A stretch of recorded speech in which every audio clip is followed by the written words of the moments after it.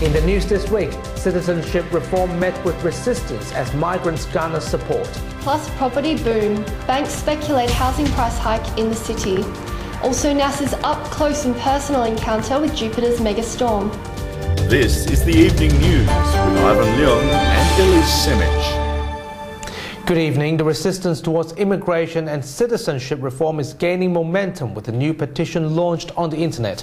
Migration experts believe tougher skilled migrant requirements will drive businesses to the walls, but unions argued that local Australians should be trained instead. Nelson Liu reports.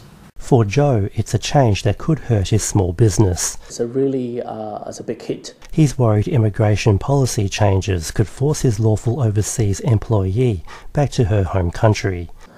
And now we are, we have no choice to try to find a replacement. He says it's a serious problem. It would definitely hurt business owners, workers. It comes after the Greens campaign against stricter English language and Australian values tests for citizenship after Senator Nick McKim's inquiry. The Greens say new immigration requirements would make it extremely difficult for legitimate applicants, but there are concerns it's against local Australians. Unions say the government needs to put Australians first to improve the economy. We should be training our young people. We shouldn't be leaving our young people behind. But others say some of the reforms are excessive. Actually, immigration is the economic contributor rather than, damaging the economy. And Joe believes more needs to be done before changes are made. They need to hear thoroughly from, wider range of people, that's for sure. Nelson Liu, WAMN News. The National Australia Bank believes housing prices in the metropolitan area will spike in the next 2 years following sharp declines. Meanwhile, agents remain confident that property prices will stay put for at least 6 months. Andrew Fuster has more on this. Good evening, Andrew. Good evening, Elise. Despite predictions that there will be a spike in the housing market after years of negative growth, local real estate groups believe the market will remain steady for up to a year.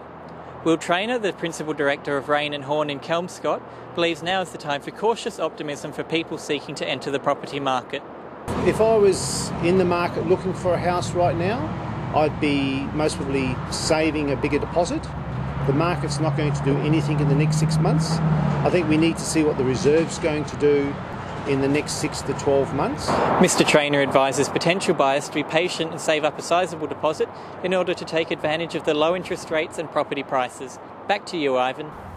Andrew Fuster reporting. Thanks, Andrew.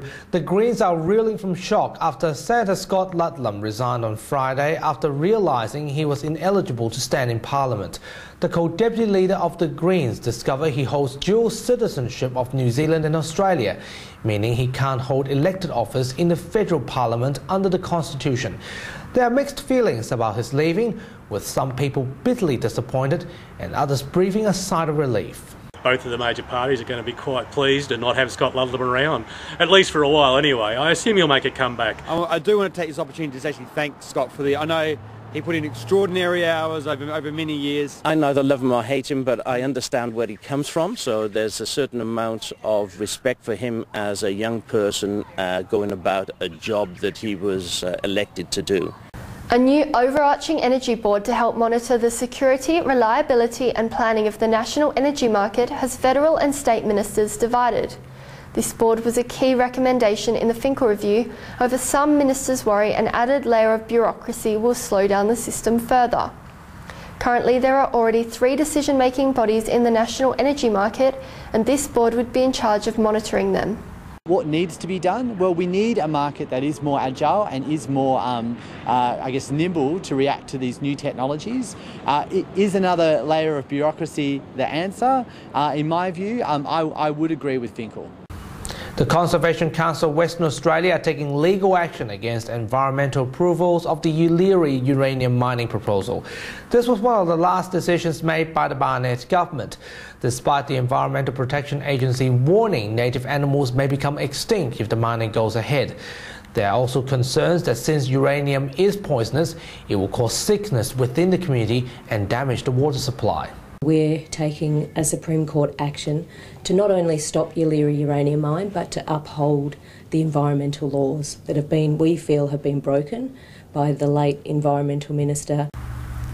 A solemn ceremony was held in France to remember those lost in the Bastille Day terrorist attack in Nice last year. 86 people were killed when a truck ran down crowds waiting for the fireworks on the beachside promenade. During a speech at Friday night's ceremony, the French president vowed to fight against extremist attacks without mercy. Thermal images of North Korea's Pyongyang have shown they may have reprocessed more plutonium than previously thought.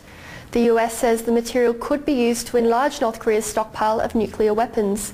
According to think tank, there is evidence they could also be increasing their stock of uranium, which is their other source of bomb fuel. North Korea manufactures atomic bombs using uranium and plutonium, and the US sees them as one of the top security threats in the world. And finally this week, NASA's $1 billion probe has beamed back its latest pictures of Jupiter, and they show much more details than ever before. Scientists are stunned to see close-up images of the Great Red Spot, which is approximately the size of 2 Earths.